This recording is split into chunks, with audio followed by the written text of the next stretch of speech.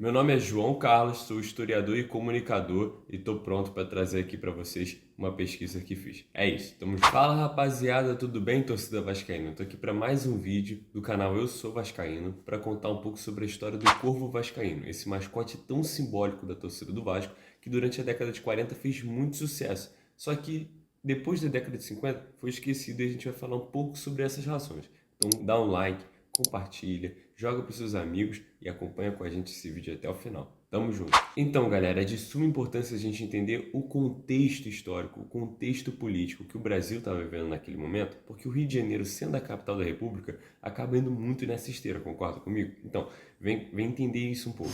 Primeiro, o Getúlio Vargas, né, que era o presidente do Brasil, em 1937 até 1945 é o período do Estado Novo, onde o Vargas tem aí cada vez mais uma postura autoritária na política, principalmente com relação à imprensa e propaganda. Ele controla a imprensa e propaganda e todas as manifestações contrárias a ele. É um período em que estamos vivendo no mundo a Segunda Guerra Mundial, cara. Então isso é muito importante. Qual lado o Brasil vai? O lado do eixo, né, da Alemanha, da Itália, nazista e fascista, ou o Brasil vai se aliar junto dos aliados, né? Os Estados Unidos estavam fazendo de tudo para que o Brasil, obviamente, por ser o maior país da América do Sul, se aliasse aos interesses norte-americanos. E isso marca a tal da boa vizinhança, a política da boa vizinhança. Vocês lembram disso? Do personagem do Zé Carioca lá, né, desenhado pelos estúdios do Walt Disney? Grava essa informação porque ela é muito importante. Já dá para perceber aí que tem uns mascotes surgindo que tem um alinhamento com os interesses norte-americanos, com os interesses dos Estados Unidos, né? Esse aparelhamento. Isso acaba sendo muito importante para a gente falar sobre os mascotes dos clubes do Rio de Janeiro. Fica aí. Na década de 1940, o futebol já é o esporte mais popular do Brasil, né? Esse crescimento vem ao longo das primeiras décadas do século XX e em 1940, né, o futebol já assume a postura do profissionalismo, né, no esporte, no futebol, na modalidade. O futebol já lota estádios. Nós já temos aí toda uma participação também de torcida que é grande, que é relevante. O futebol vem se construindo dessa maneira e o Campeonato Carioca era o campeonato mais importante, vamos dizer assim, do eixo, né, vamos dizer assim, do país, por esse protagonismo político e cultural do Rio de Janeiro. O esporte, né, o futebol ele era muito visto no campeonato, o Campeonato Carioca era muito visto, era muito valorizado, não é como hoje em dia, que é uma pena também, né, o Campeonato Carioca hoje não ter esse prestígio que a gente tem. Os clubes colocam jogadores de base e tal, mas não era assim. Então, na década de 40, tudo que envolvia os clubes cariocas tinha ali já uma participação nos noticiários. E o principal noticiário dos esportes era o Jornal dos Esportes. E aí, na década de 40, o argentino Lorenzo Molas, aproveitando de todo esse contexto que eu expliquei antes da política da boa vizinhança, ele desenha ali alguns mascotes para os clubes do Rio de Janeiro. E preste atenção na particularidade, né? O Fluminense era o Cartola tricolor, né? Que também se mantém bastante hoje, né? No caso do Vasco, era o Almirante. Sempre foi o Almirante, desde sempre. E no caso do Botafogo e do Flamengo, essa semelhança com o contexto ela é mais perceptível. Presta atenção. O Botafogo era o Pato Donald. E o do Flamengo era o Popeye. Isso mesmo, né? Símbolos americanos que são ressignificados e apropriados para os clubes do Rio. Mas na segunda metade da década de 40, Lorenzo Molas sai do Jornal do Esporte e abre caminho para Otelo Caçador, né? Um argentino substituindo aí o Lorenzo Molas.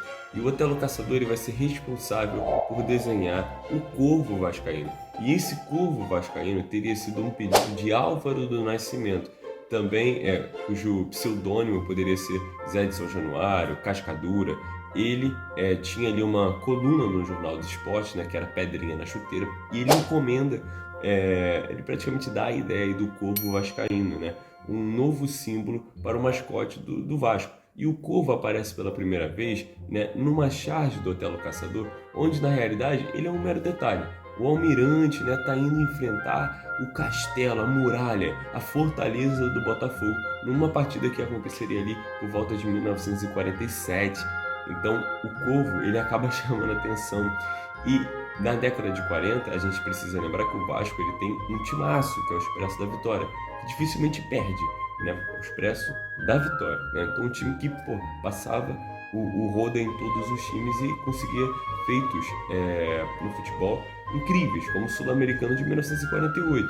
Então tudo vem a calhar. A torcida do Vasco está muito animada. O Corvo é escolhido como sinônimo de sorte para o Vasco, né?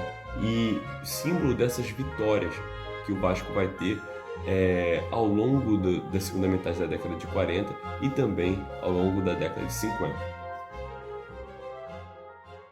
Para quem não sabe que história é essa do corvo, bom, o corvo ele é um animal que, primeiro, ele não é natural do Brasil.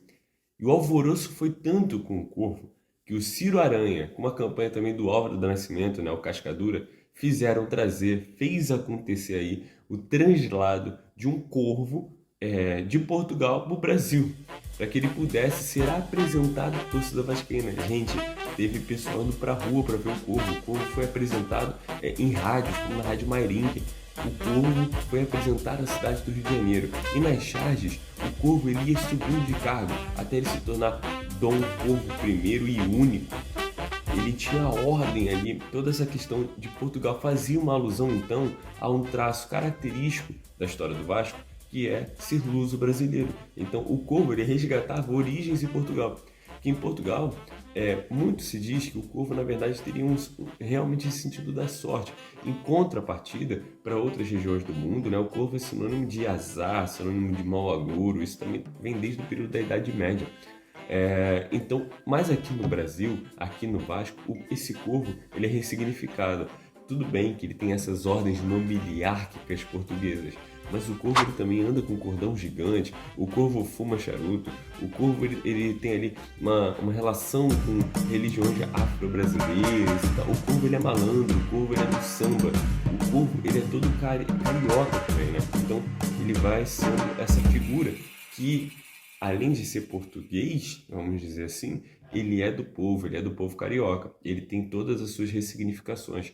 Então, o corvo vascaíno vai sendo sinônimo de sorte. Enquanto ele está aqui no Brasil, o corvo vai na rádio, o povo vai ver o corvo, o pessoal começa a associar as vitórias do Vasco também ao corvo. Então, e falar sobre isso é engraçado, né? Porque hoje muita gente fala assim, não zica não, lei do ex. Muita gente, mas isso não é levado a sério. Para muita gente, essas coisas são sérias. Vale lembrar que, por exemplo, uma das torcidas rivais à nossa, né, a torcida do Botafogo, chamado por muitos de co-irmão, é uma das torcidas mais supersticiosas que existe. A superstição, ela faz parte do natural do torcedor, né? O torcedor ele não tem que ser racional o tempo todo. O torcedor ele se apega a lógicas que muitas vezes não existem, né? São irracionais, são símbolos, são simbologias. E daí entra essa questão do corvo também. O Corvo vem para o Brasil e combina com feitos históricos do Vasco. O Vasco começa a ganhar. E você que não acredita muito em superstição, todas essas questões, pega, me diz aí então o que você acha disso. O Corvo Vascaíno, criado em 1947, ele pega o Sul-Americano de Cuba de 48, ele pega toda essa época vitoriosa do final da década de 40, só que aí, na década de 50, né, o Vasco, além de ganhar, tudo bem, o Vasco ganha e tal, alguns campeonatos, não é o mesmo feito da década de 40, mas ainda é um feito esportivo, ganha campeonatos cariocas, só que o Corvo, ele morre em 1959. E na década de 60, o Vasco tem uma das suas piores décadas em relação a títulos. Vale lembrar que aí o parâmetro, o sarrafo era diferente do que é hoje, né, gente? O Vasco na década de 60, lógico, continuava sendo um time de muita expressão e de muitos feitos notáveis, só que tem uma década inferior aos rendimentos que tinha nas anteriores, né? Então isso acaba sendo muito marcante. E o quanto isso tem a ver com o Corvo? Você que vai me dizer aí. O Corvo, então, ele surge no final da década de 40, pessoal. E ele é um marco, porque ele é um mascote, né, que tem aí enraizamentos na cultura e na identidade da torcida. Como eu falei, ele tem traços portugueses, ele tem traços cariocas, ele tem traço brasileiro. Por isso que ele pegou. Por isso que o Corvo ele foi esse sucesso todo. Além de combinar, lógico, com os feitos esportivos do Vasco. E esses feitos esportivos do Vasco vai dar aí uma margem de argumento para o Antônio Tavares, presidente do Vasco, na época, que teria emitido uma nota aí aos jornalistas, segundo alguns historiadores, essa seria a tese que mais comprova o esquecimento, as razões do esquecimento do Corvo ao longo do tempo, porque ele teria emitido nota, teria solicitado, teria feito um tipo de pressão no noticiário esportivo da época de desassociar o mascote do Corvo ao time do Vasco. Por quê? Porque na medida em que iam se construindo essas superstições, essas crendices, eu imagino que na cabeça dele tudo isso gerava um apagamento da gestão, apagamento do feito dos jogadores, apagamento do próprio time, né? Parecia que o Vasco ganhava por causa da mística do Corvo. E aí o Antônio Tavares não gostou muito disso, né? Ele queria que se olhasse para os jogadores, pro Expresso da Vitória, para a gestão, enfim. Fico imaginando que ele pensava que talvez uma hora ou outra o Corvo poderia entrar em esquecimento e o quanto que isso impactaria o movimento da torcida com relação ao time. Isso aqui é especulação minha, tá? Cada um aí tem a opinião que quiser.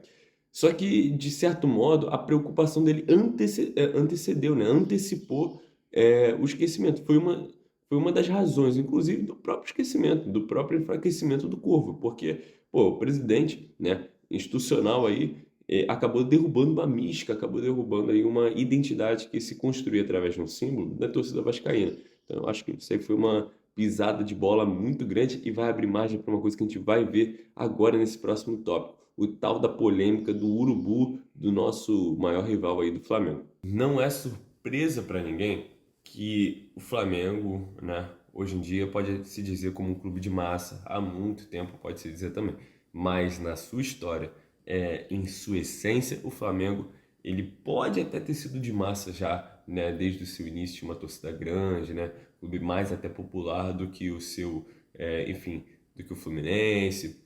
Só que agora do povo, o Vasco, tá? Do povo é o Vasco, porque a história do seu nascimento, a história institucional do Vasco, tudo que demarca as lutas do Vasco são até gente, até o nosso próprio crescimento no campeonato, a gente sempre veio de baixo, né? O Vasco começa a subir, o Vasco começa a escalar, o Vasco nunca foi um clube privilegiado, vocês sabem disso, né? Então, que o Flamengo tentava se autodenominar esse clube mais querido do Brasil, isso é um projeto que vai ficar.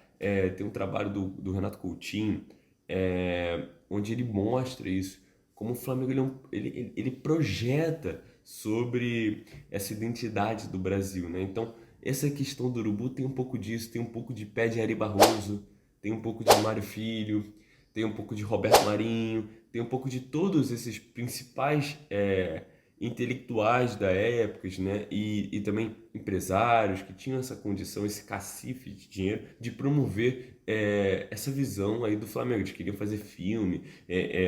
O Jornal dos Esportes tinha um envelope, né? Tipo um card especial que as pessoas poderiam escrever atrás ideias associadas a Brasil e a Flamengo. Então você percebe isso. E essa história do urubu, ela é sintomática para você entender o seguinte, ó, presta atenção. O Corvo do Vasco é de 47. Na década de 40, indo então de encontro com essas ressignificações dos mascotes, mudando um pouco lá a ordem do Lorenzo Molas, da Boa Vizinhança e tal, o Flamengo, o Ari Barroso, ele vai montar o urubu. O urubu seria a anti-zica do Corvo. Olha que engraçado. Como o Flamengo, ele não queria que o Flamengo, né, quando jogasse contra o Vasco, pegasse a zica do Corvo, ele queria colocar lá, ele falava sobre o urubu, ele escrevia sobre o urubu, tanto que tem charge, inclusive, do Ari Barroso com o urubu, né? Ele fala sobre o urubu na década de 40, como sendo ali o amuleto anti-zica sobre o Corvo do Vasco. Então, essa construção do urubu na década de 40, ela tá ligada, cara, a derrotas do Flamengo, tá ligado? A evitar derrotas do Flamengo, tá ligado? Um fator campo, não tem nada a ver com luta antirracista, como se assumiu recentemente, não. Então, essa construção do urubu, ela vem desde a década de 40 e tem ligação própria com o Corvo. Do Ari Barroso com o urubu, né? Ele fala sobre o urubu na década de 40, como sendo ali o amuleto anti-zica sobre o Corvo do Vasco. Então, essa construção do urubu na década de 40, ela tá ligada, cara, a derrotas do Flamengo, tá ligada? A evitar derrotas do Flamengo, tá ligado? Um fator campo, não tem nada a ver com luta antirracista, como se assumiu recentemente, não. Então, essa construção do urubu, ela vem desde a década de 40 e tem ligação própria com o Corvo. O Corvo do Vasco, sim, que tem lá suas raízes do samba, do carnaval, da malandragem e tal. Esse Corvo tem um pé de identidade para falar com o povo. O Flamengo faz o Urubu, né? O Ari Barroso, como um dos expoentes desses flamenguistas na mídia, faz o Urubu, ele aparece pelas primeiras vezes na década de 40, ligado aí a essa questão do azar que o Corvo dava, então ele seria anti-Zica. Só que, como eu falei para vocês mais cedo, o que acontece? Na década de 60, o Corvo vascaíno, ele vai caindo de descrédito, principalmente por essas questões, como eu falei, do Antônio Tavares, né? Que institucionalmente impacta muito em tudo que a mídia vai produzir sobre o Corvo, né? Tentar desassociar a imagem do campo do Corvo. Então o Corvo ele vai caindo em desaparecimento, em esquecimento. E esse esquecimento, esse apagamento, ele é loucura. A etimologia, né, da palavra Corvo, para muitos, ligam até a questão do próprio nome Vasco. Então, o nome que tem. O Corvo, cara, ele tem tudo a ver com o Vasco. Então, esse apagamento foi surreal. E na década de 60 também combina com uma época em que o Vasco não ganha tantos títulos. E aí é que também tem essa postura onde Roberto Marinho, esses mesmos camaradas que eu falei anteriormente, eles vão sugerir o reaparecimento do Urubu do Flamengo e tenta ressignificar. Agora veja bem, o urubu do Flamengo vai ganhando os mesmos símbolos que o Corvo vascaíno tinha. Um urubu que é malandro, que do clube, que tem aí, leva azar aos outros times, só que agora ele aparece com um tipo de determinação, né? Como se fosse aí o nascimento desse urubu tem a ver com insultos racistas de torcidas contra a torcida do Flamengo.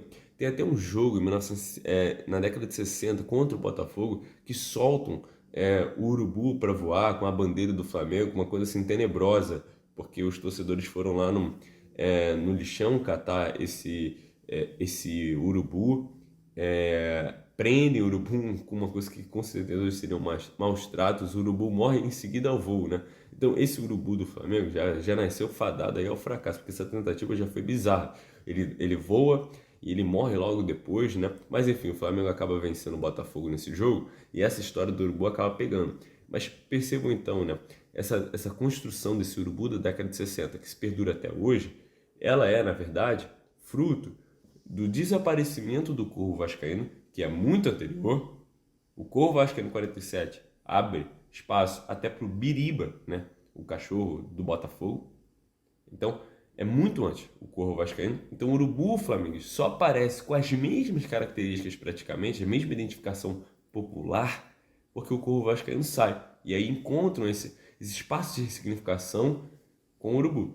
Mas perceba, esse projeto de urubu da torcida do Flamengo, da década de 60, ela não é original. Ela tem relação com a década de 40, com Ari Barroso. E esse urubu da década de 40, né, ele nasce como um antagonista do Corvo. Nada tem a ver com luta antirracista. Tem a ver com resultados esportivos.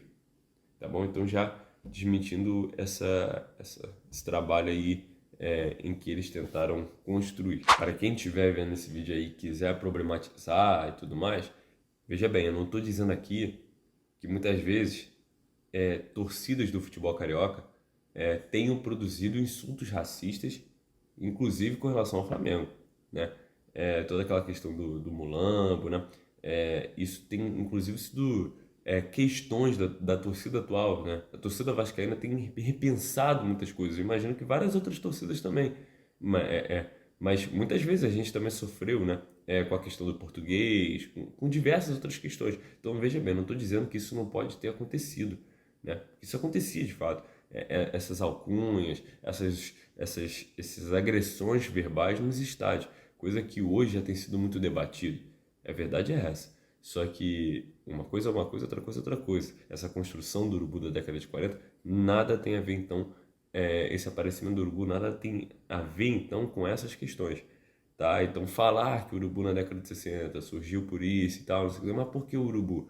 Eu acho que, assim, dizer que era uma resposta aos insultos racistas, essa não é verdade, porque com relação ao urubu, porque esse urubu, ele não é uma ideia original, como eu falei para vocês nesse vídeo, ele é uma ideia que vem de antes, tá bom? Então, veja bem essa problematização e por isso até sempre faço aqui o trabalho de torcida vascaína, repense sempre aquilo que nós estamos falando, aquilo que nós estamos fazendo, a maneira como nós estamos torcendo, né?